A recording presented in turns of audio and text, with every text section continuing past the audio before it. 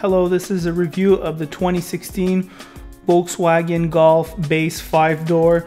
Now, it's a little confusing. There are a little bit more options that come with the 5-door. This is the one we're focusing on. So I hope you'll find this review useful and interesting.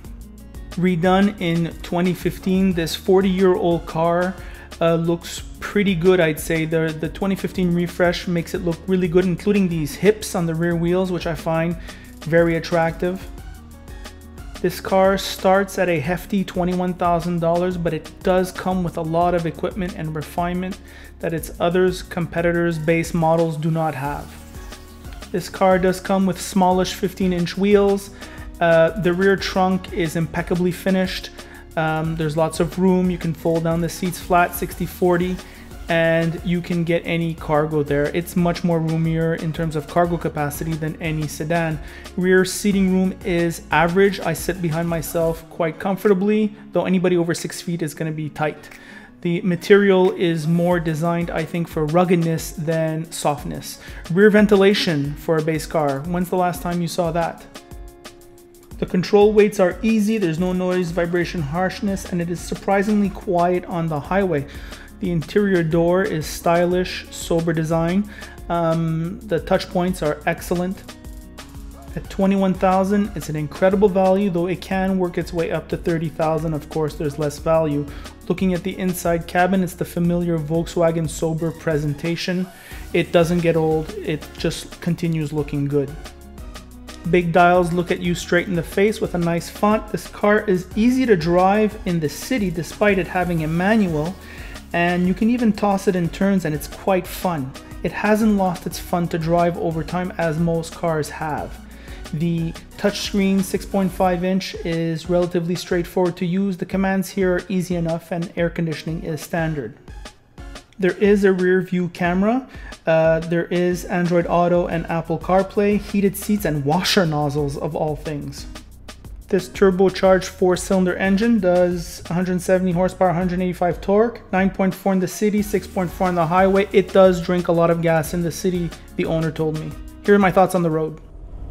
All right, car lovers, driving the 2016 Volkswagen Golf base model 5-door. In the 90s, this Volkswagen in general had a horrible decade for at least North America. They had many electronic problems.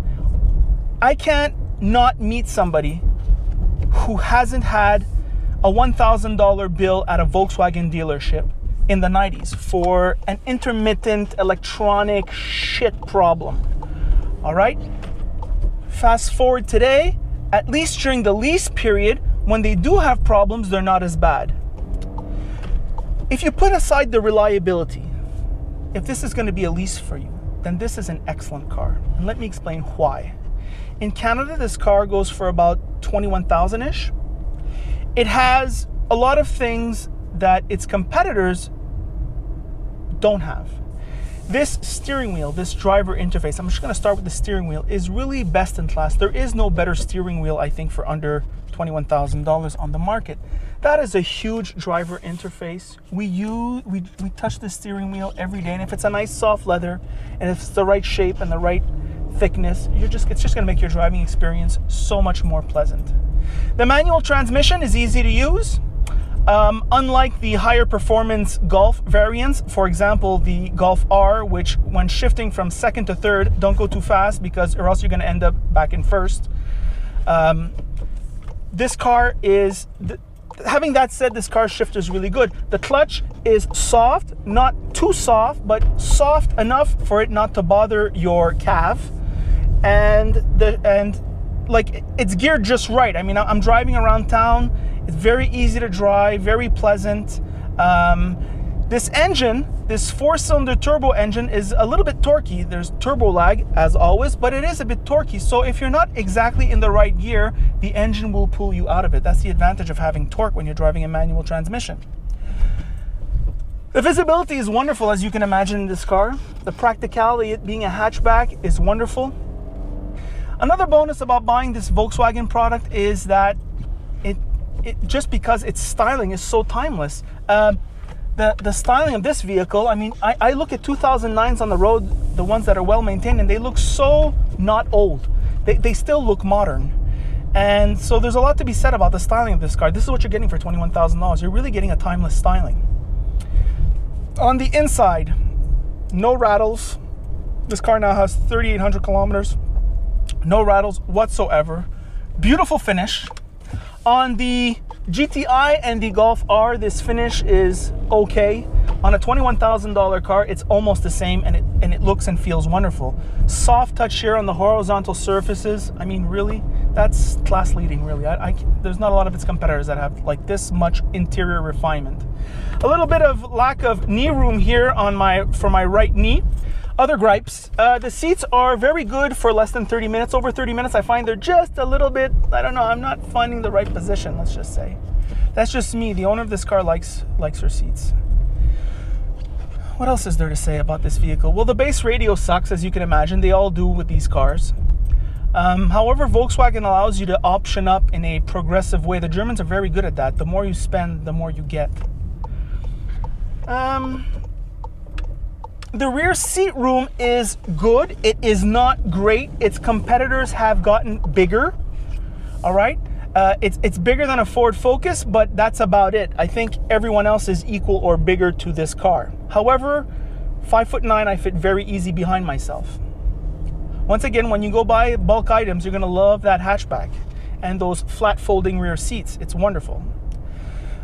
Little touches of quality, like that rear trunk area is so well finished for a $21,000 car. I can't think of another car which is so well finished in the back.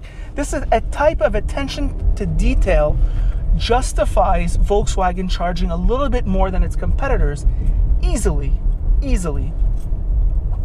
This engine is powerful, much more powerful than its competitors for this price. However, if ever you do use the power, you're going to pay the gas. In fact, there's no way this car, even driven slowly, is going to be as economical as the Corolla, for example. I've never recommended a Volkswagen Golf before 2015. The reliability issues were fresh memories in my mind, and they worked so hard to gain that reputation of poor reliability. However, they seem to have improved the short-term reliability. And this car is such a good package that I actually recommend it to friends now. In fact, the person who bought this car, one of the reasons she bought it, though not the only reason, was it was a recommendation for me. She was about to get another Civic. I said, you know, you should go take a look at the Volkswagen Golf. I think it's just a little bit more compelling. So, best in class? Personally, I think it's a best in class. However, if somebody comes up and makes the argument to you that the Honda Civic is best in class, that's totally valid. If somebody comes up to you and says the Mazda 3 is best in class, I'm okay with that.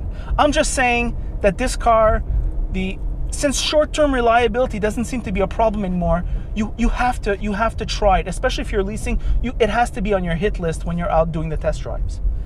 And well, that's the review.